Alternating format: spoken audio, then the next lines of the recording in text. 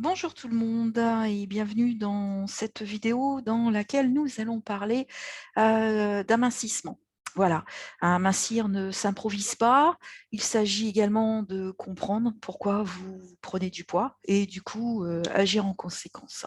Les personnes en surpoids subissent trop souvent le regard réprobateur de la société sur leurs kilos en trop. Or, le surpoids, il faut le savoir, ne s'explique pas uniquement par un comportement alimentaire inadéquat.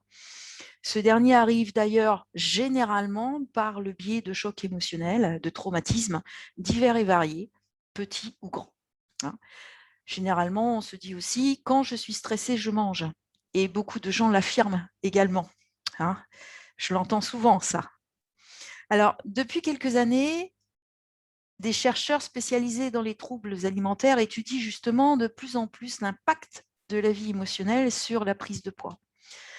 On appelle ça l'alimentation émotionnelle, et cette fin qui répond justement à l'appel de l'émotion. Et comme son nom l'indique, elle découle directement des émotions aussi bien positives que négatives que vous pouvez ressentir lors de ces divers traumatismes ou chocs émotionnels. Et d'après une étude de 2013 qui est parue dans un journal américain de nutrition clinique, 52% de femmes contre 20% d'hommes, bien entendu, hein, sinon c'est pas rigolo, grignotent ou mangent pour apaiser justement des sentiments négatifs. Alors, bien entendu, il est inutile de penser qu'un seul type d'émotion fait prendre du poids. N'importe quel choc émotionnel peut faire prendre du poids à une personne. D'accord? Le tout est de le trouver et trouver justement cette émotion et de la traiter. Et il peut s'avérer, et souvent c'est le cas, qu'il puisse y en avoir plusieurs. Alors, il faut donc différencier les prises de poids purement physiologiques, parce que la personne est gloutonne, parce que la personne est gourmande, de celles qui est à l'origine et totalement liée à des facteurs émotionnels de toutes sortes. Et ça, c'est très important. Et généralement, c'est ce qui fait qu'une personne peut grossir. Alors, ces émotions peuvent pousser à trop manger, et plus qu'à notre faim, hein. C'est un phénomène que l'on appelle l'hyperphagie ou, plus vulgairement, la compensation, hein. Et ça va découler que l'on va mal manger, c'est-à-dire qu'on va avoir envie de sucre, on va avoir envie de gras, et on va stocker justement les graisses. Alors, aussi étonnant que cela puisse paraître, des personnes ne vont pas augmenter leur apport calorique et pourtant ils vont se mettre à grossir. Et je vous assure que ces gens sont très nombreux et j'en ai fait partie. Voilà.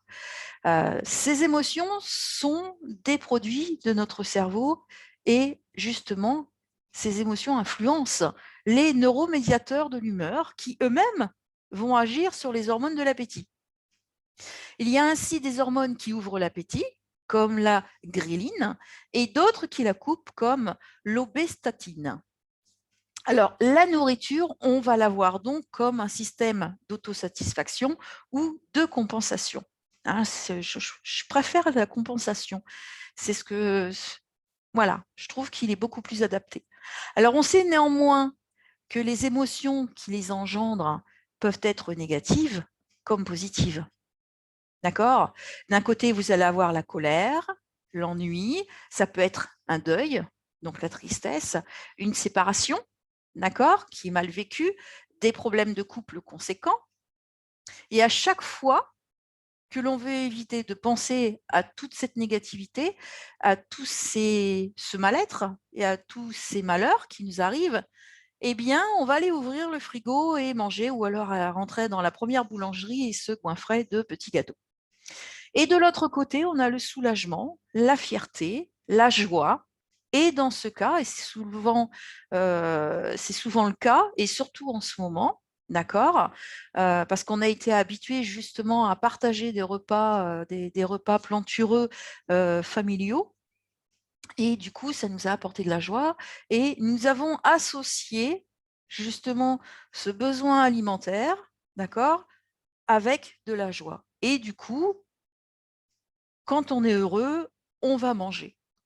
Et quand on n'est pas bien, eh bien, on va justement reprogrammer ce que l'on veut. On veut être bien. Et comme on a ce souvenir justement d'être bien quand on mange, eh bien, on va manger. Et lors de ces compensations alimentaires, certains aliments vont avoir tendance justement à nous attirer plus que d'autres, hein.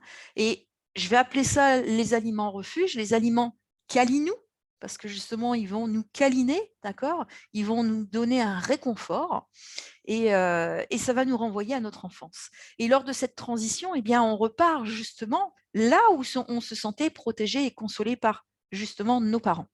Donc, on remplace facilement les parents par ces aliments et ces aliments justement câlinous qui nous font du bien ne sont pas forcément du gras ou du sucré, ça peut être une potée, ça peut être une choucroute de la mer, ça peut être une tarte au maroilles, voilà, ça peut être plein de choses. D'accord? Alors, bien entendu, qui est le plus touché? Ce sont les femmes. Hein, voilà, ce sont les femmes parce qu'il y a en fait, il y a plein de raisons, hein. Les femmes sont plus touchées que les hommes, parce qu'au niveau éducatif, on a été, entre guillemets, «endoctrinés», d'accord? Et ensuite, on a un système hormonal qui est totalement différent des hommes. Aujourd'hui encore, les femmes réagissent en prenant sur elles et en se retenant quand tout va mal, hein. On essaye de faire tout ce que l'on peut, la femme essaye de faire tout ce qu'elle peut pour que ça aille bien, que ce soit au niveau professionnel, que ce soit au niveau familial, hein. La femme, alors quoique les hommes maintenant mettent la main à la pâte, mais la femme, jusqu'à un certain moment donné, jusqu'à une certaine date, a eu beaucoup, beaucoup, beaucoup de choses à assumer et elle l'a fait, de bon cœur et en se taisant, d'accord? Du coup, ces femmes ont tendance à prendre des kilos émotionnels parce que justement, elles n'extériorisent pas tout ce qui ne va pas. Et lors de la grossesse, on prend quelques kilos, certes, mais dans la théorie, on devrait les perdre. Et certaines femmes ne les perdent pas, hein, parce que dans leur tête, l'image de la mère est associée à la grosseur. C'est d'ailleurs le principal argument que j'entends en séance. Oui, mais j'ai eu autant d'enfants. Alors inconsciemment, elles veulent renoncer à leur vie de femme, parce que si elles pouvaient être à la fois mère et femme, euh, ça serait un peu compliqué. Du coup, elles choisissent d'être mère en laissant la femme de côté. Et en étant mère, eh bien, la programmation qu'elles ont eue en étant petites, qu'elles ont vue en étant petites, et qu'elles ont vu et entendu tout au long de leur jeunesse et dans leur vie de jeune fille, c'était que la maman était potelée. D'accord? Et pareil pour la ménopause. On entend généralement, on prend généralement 3-4 kilos, hein, voilà.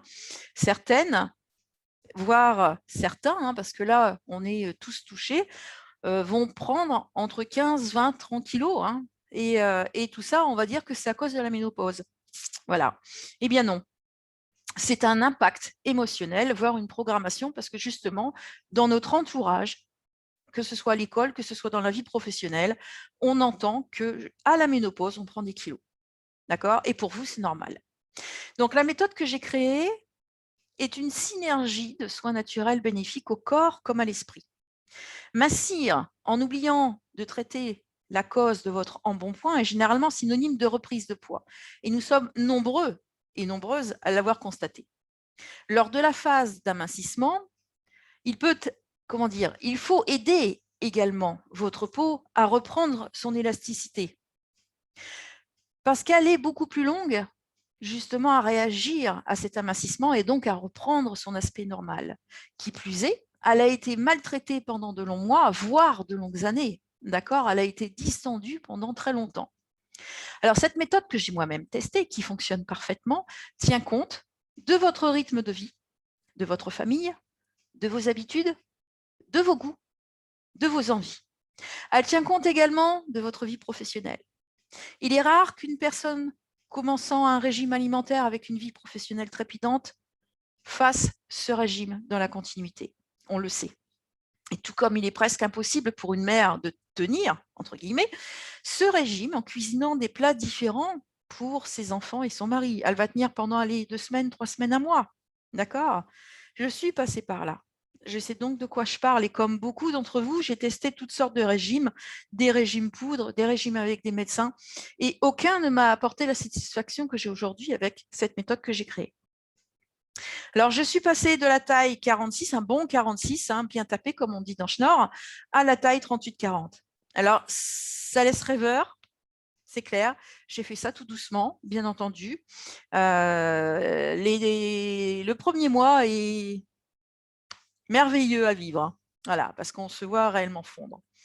Donc, cette synergie de soins est composée d'un coaching alimentaire pour comprendre justement ce qui vous fait grossir, de séances de vibro-shaper, parce que justement, le poids vous empêche de faire du sport. Donc, on va remuscler au plus profond de vous-même justement ces muscles qui sont inaptes justement pour l'instant à faire du sport, hein, parce qu'on est trop lourd, parce que vous êtes trop lourd ou trop lourde, ce qui est logique, et il faut, c'est exemple de honte, bien entendu, hein, pour l'instant c'est comme ça, et plus tard ce sera mieux. D'analyse psycho-comportementale, d'accord, du traitement de vos traumatismes ayant causé justement cette prise de poids, donc je vais y prendre l'aide précieuse des techniques de la gestion des émotions, l'EFT, et tout ça agrémenté de massages anticellulite, d'huile précieuse pour affermir la peau, comme pour aider justement la peau des seins, donc les seins, à conserver un joli galbe.